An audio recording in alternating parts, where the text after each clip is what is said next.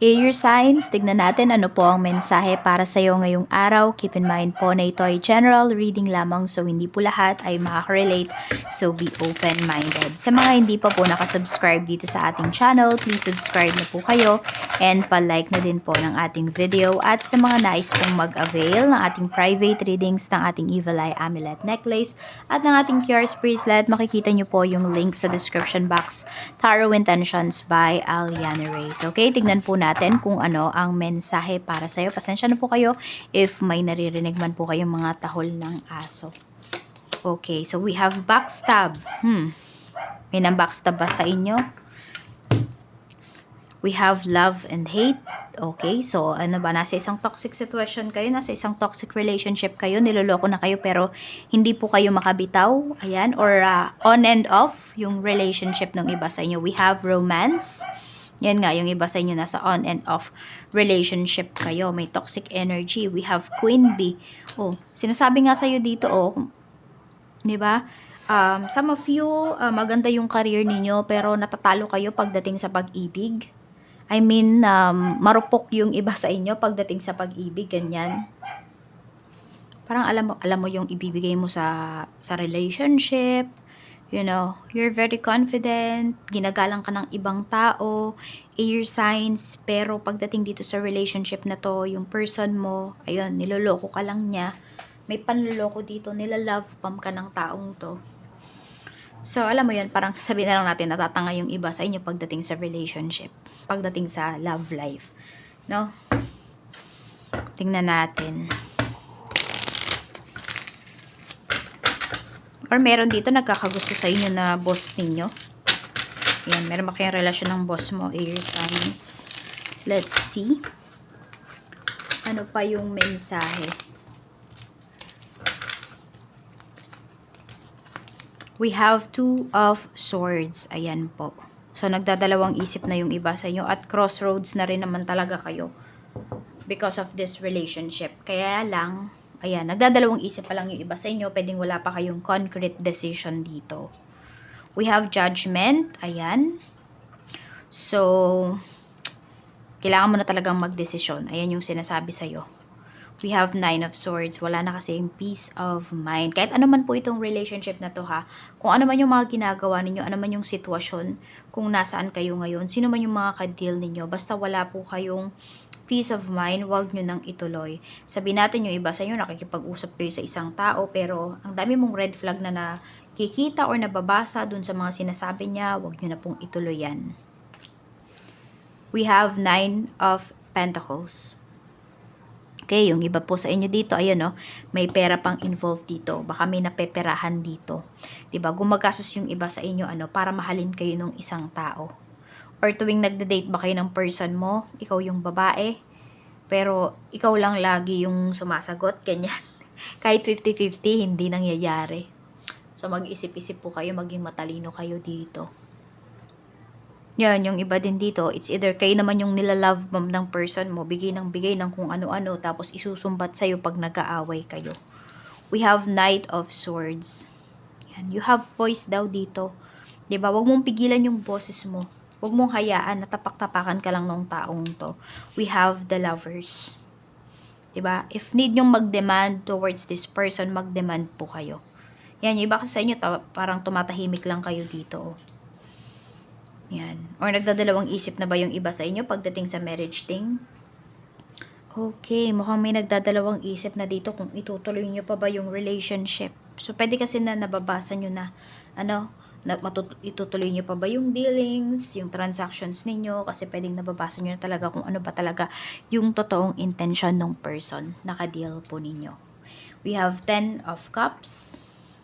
Meron tayong Queen of Wands. So, meron ko ba ditong family members na it's either magba-birthday, pwedeng meron dito na family members, air signs na parang siya yung punong abalaba pagdating sa mga salo-salo. Ayan, I don't know kung ikaw to, baka sobrang busy mo ngayong araw, nagluluto yung iba sa inyo. Ang dami yung niluluto for some of you.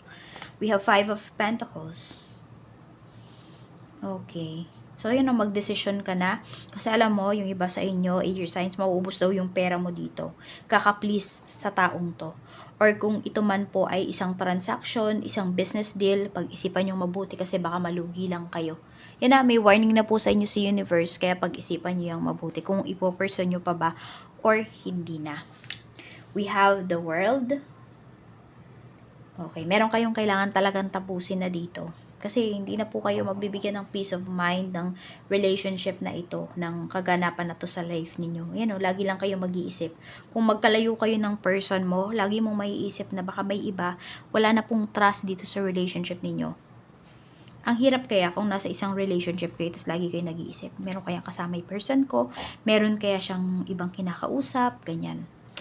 Mag-isip-isip kayo.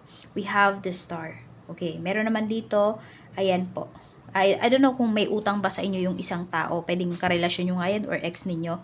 Pag siningil nyo naman, magbabayad naman. Kahit pa konti-konti. Okay, may hiya naman yung taong to. Yan. Utang talaga to ha. Hindi to yung binigay nyo sa kanila. Yung bigay nyo na yun talaga sa kanila. Pero meron dito, kung may inutang sa'yo yung person mo, babayaran niya po yan. Oo, kahit pa konti-konti. Kaya lang, tignan nyo rin, kaya baka kinukonti-konti ng tao na yan para hindi kayo tuluyang mawala sa life niya. Okay, so kung ganyan, pwedeng mag-e-effort naman talaga yung person mo. Pero tignan nyo kung nag-e-effort ba talaga yung taong yan ha. Or, kino-corner lang kayo ng tao na yan. We have 3 of Pentacles. Okay, pagdating naman to sa work, meron ba kayong reklamo? Pagdating sa trabaho, or meron kayong gustong sabihin nyo po. Kasi, pwedeng meron dito, mga co-workers mo, hindi nakikipag-cooperate. Oo. Alam mo yon, ikaw yung laging nahihirapan dito pagdating sa work. Ikaw yung nag-e-effort, pero sa iba na pupunta yung credits. Magsalita ka pag ganyan. So, we have the High Priestess. Okay. Ayan po, matalino talaga yung iba sa inyo. Kaya lang pagdating daw talaga sa love life, ayan. Alam nyo na, marupok. Maraming marupok dito. So, we have 4 of Pentacles. Okay. 7 of Swords. Meron dito, pwedeng itutuloy nyo yung kasal, pero pwedeng simple na lang. Ayun yung nakikita ko dito. Simple, pwedeng very intimate, no? Air signs yung pinapakita dito. Siguro dahil, hindi ko alam kung inatras na ba yan. So, medyo parang may napahiya na. Mukhang itutuloy, meron dito, itutuloy pa rin. Okay. Pero meron talaga nagdadalawang isip eh. Okay, may nagdadalawang isip talaga dito. I don't know kung kasal ba to, kontrata ba to, pag-alis, yan for some of you. Yung iba kasi kung ano to, pag-alis to, pag ibang bansa, naka-ano na po kayo oh, meron na kayong nailabas na pera. Kaya yung iba sa inyo, pwedeng itutuloy nyo na lang din talaga to. Tignan natin ano pa yung mensahe. Okay, so meron naman dito, kung wala naman daw po kayong pera, huwag na kayo masyadong maghanda ng bongga. Diba, kaysa naman ipangutang pa natin yan, air signs, huwag na lang. Oo. Tignan natin ano pa yung mensahe. So, meron dito, okay, kaya toxic yung relationship ninyo, may gumagawa. Ayan o. It's either may nagmamanifest sa person mo, ganyan. May toxic energy na pinapakita dito. Okay? Or, yung iba naman sa inyo, air signs, I don't know kung cross-watcher yung iba sa inyo. Pero meron dito, okay, meron ng karelasyon yung person or yung ex mo, tapos minamanifest mo pa siya para bumalik sa'yo. Ang nangyayari, nagiging magulo yung relasyon nila. Pwedeng madalas silang nag-aaway. Ayan o. Pwedeng hindi magtagal yung relasyon nila. Ganon yung pinapakita dito. Tapos, ayan, yung iba po sa inyo, pagdating sa trabaho, sabihin natin, di mo talaga gusto yung trabaho mo, pero unti-unti, natututunan mo na din yung mahalin. At yung mga co-workers mo. Hindi love to na ano ha, may mali siya na love, kundi you love them as your co-workers. Ayan po. So, ayan, mas gaganda yung environment sa trabaho, mas gagaan yung lahat. Even, ayan po, meron din kayo dito, pwedeng may ma-compensate ng or bonus pala, ayan, pwedeng may makareceive ng bonus dito. So, ayan lang po yung mensahe para sa'yo. Meron naman dito, wina-work out yung relationship, kaya lang, meron dito, nagiging matalino na siya. Okay, so pwedeng dati, kung person mo yung nasusunod sa relasyon ninyo, ngayon ikaw na yung nagmamando sa inyong relasyon. Parang hindi ka napapayag dito na maloko ka pa ulit or paglaruan ka pa ng person mo. Pero yun yung way mo. Hindi mo siya iiwan. Okay? Hindi kayo maghihiwalay. Pero mas magiging maayos yung relasyon ninyo dito. So, ayan lang po. Maraming salamat. Ingat po kayo always and more blessings to come.